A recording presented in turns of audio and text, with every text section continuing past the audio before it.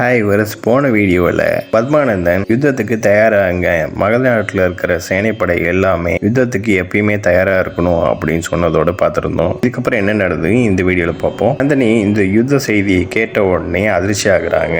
அடுத்த காட்சியில் யுத்தத்துக்காக நந்தினியும் தயாராகிறாங்க. யுத்தத்துக்கான உடைகளை அணிஞ்சிட்டு இருக்கிற நேரத்தில் தாயா வராங்க. யுத்த உடையை போட முடியாம சிரமப்படுற நேரத்தில் நான் உங்களுக்கு உதவி செய்கிறேன் அப்படின்னு சாயா உதவ வராங்க. தாயா கத்தியை எடுத்து நந்தினியை குத்த பாக்குறாங்க. அந்த நேரத்துல பத்மானந்தன் வராரு. பத்மானந்தனை பார்த்த உடனே தாயா அந்த இடத்த விட்டு விலகி போறாங்க. நந்தினியை பார்த்த பத்மானந்தன், நான் கேள்விப்பட்டது உண்மையா, யுத்தத்துல கலந்துக்க போறியா அப்படின்னு கேக்குறாரு. நந்தினியும், ஆமா நான் யுத்தத்துல கலந்துக்கிறேன், உங்களோட தோளோட தோளா நான் இருந்துக்க விரும்புறேன் அப்படின்னு நந்தினி சொல்றாங்க. சாயா அவங்க பேசிட்டு இருக்கிறத பார்த்துட்டு இருக்காங்க. அந்த நேரத்துல சாயா கத்தியை வச்சிருக்கிறத ஒருத்தர் பாத்துறாங்க. அடுத்த காட்சியில சந்திரன் காமிக்கிறாங்க. அவரு ரொம்ப சிந்தனை பண்ணி பார்த்துட்டு இருக்காரு. இதை பார்த்து சாணக்கியர், அதிக சிந்தனை மனிதனை பலவீனப்படுத்திடும். ஏன்னா மனிதன் தேவையில்லாத சிந்தனை செய்வான். தேவையில்லாத சிந்தனைனால தன்னோட தன்னம்பிக்கையை இழந்துருவான். அதனால நீ யுத்தம் செய்யணும் அப்படின்னு முடிவு பண்ணக்கு அப்புறமேட்டு இந்த தேவையில்லாத சிந்தனை வேண்டாம் அப்படிங்கிறாரு. இதை கேட்ட சந்திரன், நான்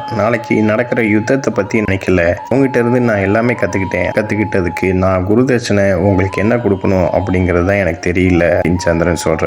இதை சொல்லி, நான் அந்த மகநாட்டு பத்மானந்தனை கொல்ல முடியுமா அப்படின்னு சொல்றாரு. இதை கேட்ட சாணக்கிய, நீயும் உன்னோட கடமையை செய்ய, பலன் ஆண்டவன் உனக்கு கொடுப்பான். இது மட்டும் இல்லாம கிரேக்க படையில இருந்து நீ கத்துட்டு வந்த யுத்த கலை எல்லாமே உனக்கு மட்டும்தான் தெரியும். அப்படி இல்லாட்டி உனக்கு நெருங்கி பழகிறவங்களுக்கு கொஞ்சம் நாச்சி தெரியுமோ தவிர பெரிய அளவுக்கு தெரியாது. நீ தான் அதிகமா தெரிஞ்சு வச்சிருப்ப. அதனால நம்ம சேனைப்படையில யார் புத்திசாலி என்ன ஏதுன்னு கணக்கிட முடியாது. ஏன்னா நம்ம வீரர்கள் எல்லாமே கொள்ளையர்கள், தீவிரவாதிகள், இவங்க எல்லாருமே இருக்காங்க அப்படின்னு அவர் சொல்றாரு. இதை கேட்ட உடனே சந்திரன், நாளைக்கு நடக்கிற யுத்தத்துல இந்த மாதிரி எனக்கு கேள்வி நீங்க கேக்குறீங்களே அப்படின்னு சொல்றாரு. இந்த பிரச்சனையை நீ எப்பயும் நினைவுல வச்சுக்கணும். ஆனா நாளைக்கு என்ன வேணாலும் நடக்கலாம்.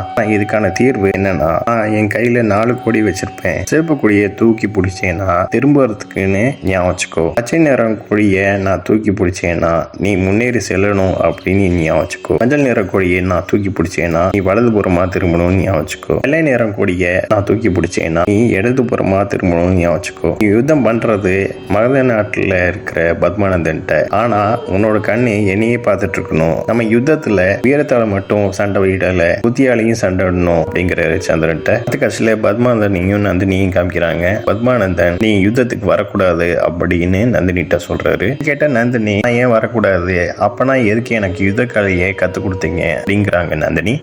எல்லாருமே சேர்ந்து நம்மளை தாக்குறதுக்கு வந்திருக்காங்க. அப்படி இருக்கிற போது நான் ஏன் போரிடக்கூடாது, பெண்கள் பலவீனமானவங்க அப்படின்னு நீங்க நினைக்கிறீங்களா அப்படின்னு பத்மானந்தன் கேட்கிறாங்க. இதை கேட்ட பத்மானந்தன், அப்படிலாம் ஒண்ணு நினைக்கல, போர் நடக்கிற இடத்துக்கு வந்தேன்னா பத்மானந்தனோட பொண்ணு போர் நடக்கிற இடத்துக்கு வந்திருக்காங்களே அப்படின்னு எனக்கு தான் தலைகுனிவா இருக்கும் அப்படின்னு பத்மானந்தன் சொல்றாரு. சொல்லிட்டு, உன் தந்தை அவமானப்படுறது உனக்கு விருப்பமா, தலை குனிவதும் உனக்கு விருப்பமா அப்படின்னு கேட்கிறாரு. இதை கேட்ட நந்தினி, அப்படிலாம் இல்ல, நீங்க யுத்தத்துல கலந்து கூடாது அப்படின்னு சொன்னீங்கன்னா கலந்துக்கல, நானு நீ மன்னிச்சிருங்க அப்படிங்கிறாங்க. அடுத்த காட்சியில தாயாவும் அவங்க மாமாவையும் காமிக்கிறாங்க. தாயா அவங்க மாமாவை பார்த்து, எதுக்கு நீ இழுத்துட்டு வந்தீங்க அப்படின்னு கேக்குறாங்க. உன்னோட மரணத்துக்கு நீயே அழைப்பு கொடுத்துட்டு இருக்க அப்படின்னு அவங்க மாமா சொல்றாங்க. மரணங்கிறது இன்னைக்கு நந்தினிக்கு நடந்திருக்கும். அந்த நேரத்துல பத்மானந்தன் குறுக்கு கெடுத்து விட்டான் அப்படின்னு சாயா சொல்றாங்க. அதுக்கு இதை கேட்ட அவங்க மாமா, நந்தினியை கொல்ல போறியா அப்படிங்கிறாரு. தாயா, ஏன் பத்மானந்தனோட உயிருக்கு உயிரான நந்தினியை கொல்லக்கூடாது,